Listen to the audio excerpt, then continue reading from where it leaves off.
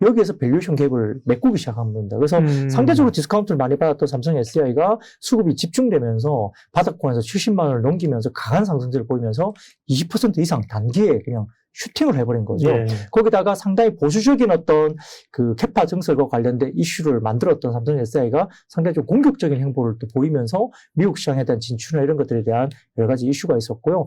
더군다나 4680 원통형 배터리 관련된 부분들이 이 테슬라에 들어갈 수 있다는 예. 이야기가 또 돌면서 그게 이제 같이 이제 오버랩이 됐습니다. 그래서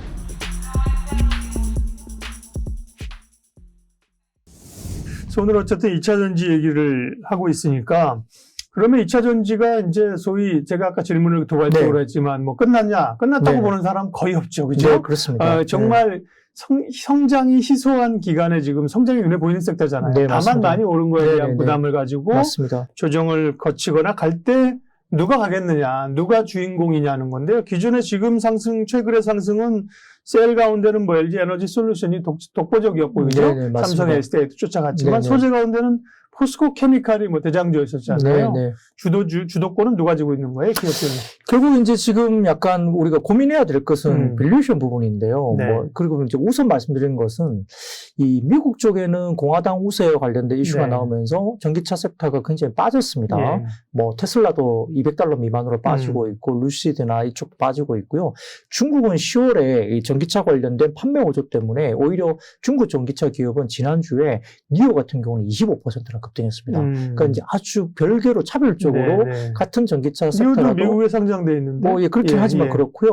그다음에 뭐, 예를 들어서 뭐, 리오토란 쪽도 28%. 네. 한 주 동안에 그렇게 중국 전기차는 네. 급등을 보였고, 전통적인 테슬라나 그럼 리비안, 루시드 같은 경우는 주가가 빠졌고요. 특히나 이제 테슬라 같은 경우는 더 많이 빠졌습니다. 네. 그래서 이런 부분들이 약간 차별화되고 있는데, 결국 셀 3사 같은 경우를 본다면은 우리가 이제 미국 쪽에 AMPC라는 법안이 이제 결국 거기에 해당되는데요. IRA의 예, AMPC. 하부 내용인가요? 네, 그렇습니다. 그게 Advanced Manufacturing Protection Credit. 이게 네. 뭐 결국은 미국 내에서 이제 제조를 하라는 법안이잖아요. 이와 관련된 시행에 대해서 세액 공제 관련된 이슈가 결국 네. 있는 거죠. 그게 내년부터 이게 이야기가 됩니다.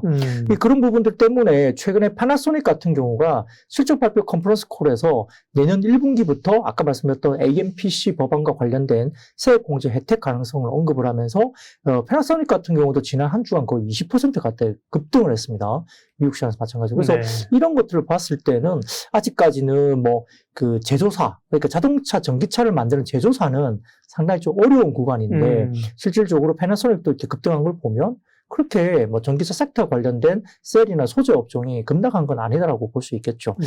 근데 문제는 뭐냐면은 제일 중요한 것은 결국은 여기에서 광물과 관련된 그 뭐라 그럴까요?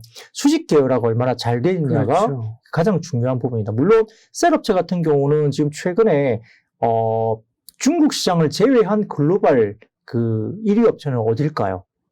셀 업체 가운데. 셀 업체 가운데. 만약 중국 시장을 빼고 LG 수리겠죠. LG 에너지입니다. 예. 역시나 1위를 수성하고 네. 있습니다. 그리고 최근에 중국 시장을 포함한 글로벌 시장을 보면 2위가 비아드였습니다. 1위는 CATL이었고요. 네, 근데 네. 이제 이번에 10월 달에 해보니까 2위로 이제 LG 에너지 솔루션이 올라왔다는 거고 3위가 이제 비아드로 때려옵니다. 네. 그리고 SK 뭐 온이라든지 그다음에 삼성 SDI도 생각보다 이제 어느 정도 수성을 하고 있는데 네. 전반적인 올해 1월부터 10월까지의 누적을 보면 중국 업체가 약간 약진한 건 볼 수 있습니다. 그 이유는 중국 내수가 워낙 그렇죠. 잘 팔리고 네. 있기 때문이고요. 네. 대부분 중국 업체들은 중국 내수에 집중하고 있고 한국의 셀 업체들은 유럽과 미국 쪽에서 이제 결국은 이 부분을 보고 있는데 상반기까지는 유럽 시장은 역성장을 했습니다. 그렇기 때문에 유럽 시장의 역성장 때문에 국내 셀 업체들이 다소 이제 MS, 그러니까 점유율이 떨어지는 모습을 네. 보이고 있고 상대적으로 이제 중국 업체가 중국 업체는 올라갔고 내수가 있으니까. 네. 그리고 특히 올해 2분기에 중국 쪽에서는 이제 굉장히 락다운을 많이 했죠. 네. 조여 매고 했기 때문에 내수 진작을 위해서 그때 전기차 관련된 정책을 엄청나게 밀어내면서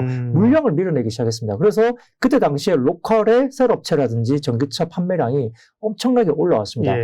중국 정부 입장에서는 2025년인가 30년까지 전반적인 중국 시장 내의 전기차 비율을 25%까지 올리겠다라고 공표한 적이 있는데 올해 이미 25%를 넘어서서 거의 30% 육박할 정도의 대략 글로벌 시장 예. 침투율은 한 10% 지금 평균적으로 그죠? 그렇습니다. 뭐, 네. 예. 그러니까 중국 시장이 거의 25에서 30%까지 네. 올라왔고 그게 2030년인가 그때 목표치였을 거예요. 근데 올해 이미 그게 달성이 네. 될 정도로 올라왔기 때문에 엄청난 물량을 이제 전기차 쪽으로 정책적인 보조를 하면서 이제 내수 진작을 위한 뭔가를 정책을 쓴 거죠. 그러니까 이제 셀업체 같은 경우는 상당히 많이 올라오고 그쪽도 좋아지고 그리고 또 네. 광물도 특히 리튬 같은 경우는 급등을 하게 됩니다. 근데 그 외에도 NCM이라고 해서 국내 양극재가 상당히 주목하고 있는 니켈, 그다음에 코발트, 네. 그다음에 망간 이 세 가지 종류는 대부분 다 빠지고 있습니다.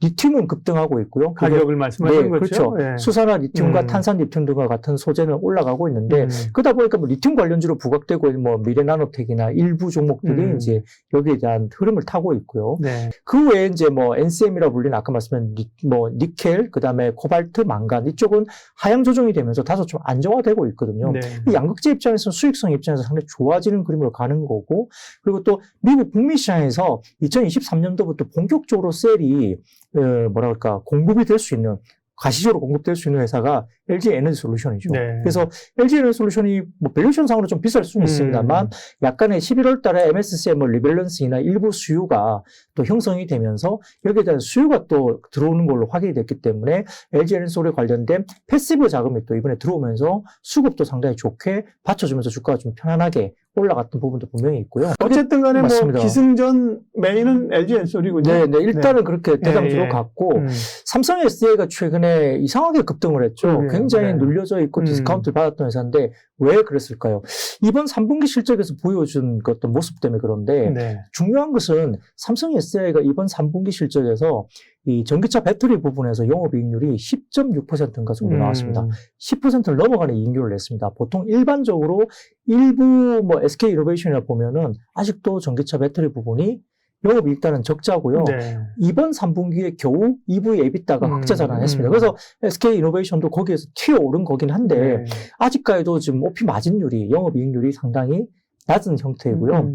글로벌 1위 업체인 CATL 같은 경우는 이익률이 15%가 넘습니다. 그래서 높은 EV EBITDA를 받았고, 그 다음에 국내 같은 경우에 삼성 SDI가 이제 로우 싱글이나 뭐 하이 싱글, 예를 들어서 로우 싱글은 뭐 5% 미만의 이익률, 그 다음에 하이 싱글은 5%에서 10% 사이의 이익률을 말하는데, 그렇게 왔다 갔다 하다가 이번에 10%를 넘겼죠. 그러니까 CATL과의 이익률이 격차가 상당히 줄어드는 과정이기 때문에 여기에서 밸류에이션 갭을 메꾸기 시작한 겁니다. 그래서 상대적으로 디스카운트를 많이 받았던 삼성 SDI가 수급이 집중되면서 바닥권에서 70만 원을 넘기면서 강한 상승세를 보이면서 20% 이상 단기에 그냥 슈팅을 해버린 거죠.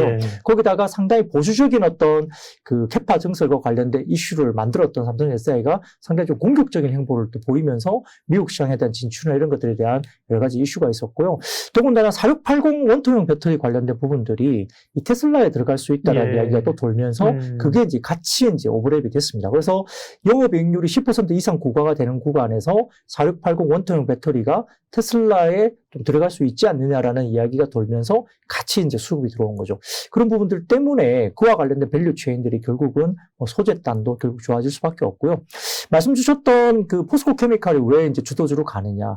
포스코 그룹은 결국 이번에 그 IRA 법안에서 결국 그 중국, 탈중국을 이제 핵심으로 보고 있는데, 이 광물 같은 경우는 중국의 의존도가 상당히 높았습니다만, 포스코 그룹 자체가 상당히 광물이나 이런 부분들에 대한 계약을 탈중국을 많이 했고요. 선제적으로는 했죠. 그렇죠. 계열사 전체적으로 보면은 그 모든 광물부터 시작해서 재련 과정까지 대부분 다 수직 계열화 내부적으로 다 어느 정도 굉장히 잘 이루어졌다 볼 수 있습니다. 여기에 따라 뭐 포스코 홀딩스가 사실은 그 핵심인데, 포스코 홀딩스를 보자니 철강 업종이 좀 안 좋은 거예요. 그러니까 포스코 홀딩스를 땡기기보다는 그 계열사인 포스코 케미칼을 땡긴 겁니다. 포스코 케미칼을 먼저 갔는데 뒤에 보니까 이제 최근에 제가 차이나 플레이를 했다고 그랬잖아요. 그래서 뭐 화학주라든지 철강 업종도 업황은 좋지 않지만 차이나 플레이를 하면서 포스코 홀딩스가 최근에 뒤따라가기 시작한 이유는 거기에 있습니다. 그래서 기본적으로 포스코 케미칼은 아마 그 소재 업종단에서 가장 밸류에이션이 높게 형성되어 있고요. 거의 PER 40배 언저리까지 받고 있었던 상황입니다. 근데 에코프로 그룹 같은 경우는 PER이 상대적으로 20배 수준에서 움직였습니다. 그렇기 때문에 에코프로 그룹들이 그나마 그래도 상대적인 전체적인 PER 부분에서 상당히 조금은 매력적인 구간에 있었다 볼 수 있겠고요. 그래서 최근에 좀 빠질 때도 에코프로 그룹이 조금 덜 빠지는 모습도 보이고 있는 상황입니다.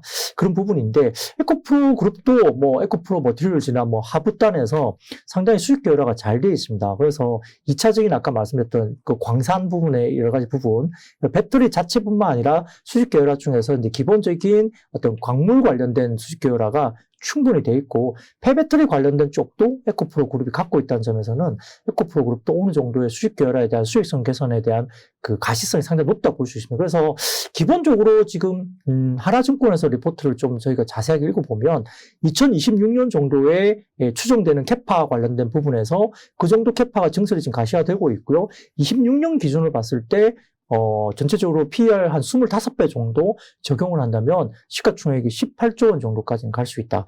오늘 같은 경우에 한 10조 5천억 정도 수준? 에코프로 BM이요? 네, 그렇죠. 네. 그 정도 수준입니다만, 하나증권의 리포트를 좀 자세히 읽어보시면 26년 정도의 캐파 증설이 이제 완료가 됐을 네. 때 그 정도의 물량 캐파가 나간다고 가정을 한다면 PER 25배 정도 기준을 잡아도 시가총액이 18조 원 정도까지는 갈 수 있는 룸이 남아있다라고 이제 분석을 할 정도니까 포스코케미칼 40배 정도 받는 상황에서 25배 충분히 저는 합리적인 밸류를 받는다고 생각합니다. 그래서 좀 긴 시계열로 봤을 때도 충분히 룸은 좀 남아있는 종목이 아닌가 그런 생각이 듭니다. 예.